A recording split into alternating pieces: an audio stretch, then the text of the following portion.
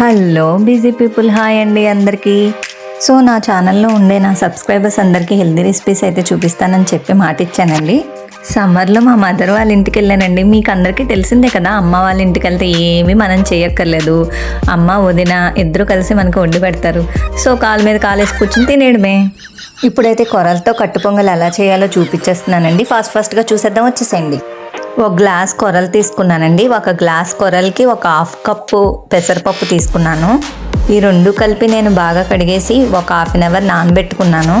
కొన్ని జీడిపప్పు ముక్కలు, అలానే కొన్ని పచ్చి కొబ్బరి ముక్కలు, కొన్ని అల్లం ముక్కలు, పచ్చిమిర్చి ముక్కలు కొన్ని, దంచి పెట్టుకున్న మిరియాలు కొన్ని.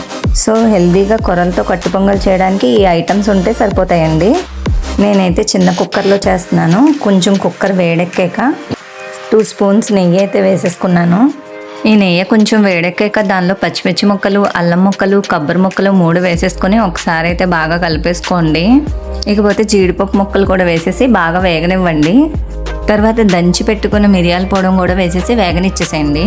నేనైతే ఒక గ్లాస్ కొరలకి 3 గ్లాసెస్ వాటర్ అయితే పోస్తాను. తర్వాత ఈ వాటర్లో మీ టేస్ట్ తగ్గ సాల్ట్ని అయితే యాడ్ చేసేసుకోండి. వాటర్ అయితే మీ ఇష్టం. పొడిగా తినాలనుకున్న వాళ్ళు 2 గ్లాసెస్ పోసుకోండి. ముద్దగా తినాలనుకుంటే కనుక 3 గ్లాసెస్ పోసుకోండి. ఈ వాటర్ మరిగేలోపు కొరల్లో ఉన్న వాటర్ అయితే రిమూవ్ చేసేద్దాం. వాటర్ అయితే మరిగిపోయింది. ఇప్పుడు కొరల్ని అయితే మనం యాడ్ చేసేద్దాము. హెల్తీగా చేసే రెసిపీస్ ఏవి ఎవరికి నచ్చవండి. ఎందుకంటే అవి చూడడానికి నచ్చవు, తినడానికి ఎవరికి నచ్చవు. కానీ తినడానికి హెల్తీ రెసిపీసేనండి మంచివి. సో ఇలా చెప్పుకుంటూ పోతే నా హెల్దీ రెసిపీస్ పురాణం చాలానే ఉంటుందండోయ్. ఇకపోతే మనం వాటర్లో వేసిన కూరలు దగ్గర పడిపోయినాయి. దీని మీద మనం మూత పెట్టేద్దాము. ఓన్లీ 2 విజిల్స్ వస్తే చాలండి. మన కొరలు కట్టు పొంగల్ అయితే రెడీ అయిపోయింది. దీన్ని మనం ఒక ప్లేట్లోకి అయితే సర్వ్ చేసేసుకున్నాం. సో ఇంతేనండి, చాలా ఈజీ ప్రాసెస్. మామూలు రెసిపీస్ కన్నా అప్పుడప్పుడు ఇలాంటి హెల్దీ రెసిపీస్ కూడా ట్రై చేస్తూ ఉండండి. దీన్ని మనం ఒక ప్లేట్లోకి అయితే సర్వ్ చేసేసుకున్నాము. నేనైతే ఈ కొరలు కట్టు పొంగల్ని హెల్దీగా పెరుగు చట్నీతో నేనైతే సర్వ్ చేసుకుంటాను. కొద్దిగా వేడివేడి నెయ్యి కూడా వేసుకుంటాను. తినడానికి చాలా టేస్టీగా అయితే ఉంటుంది.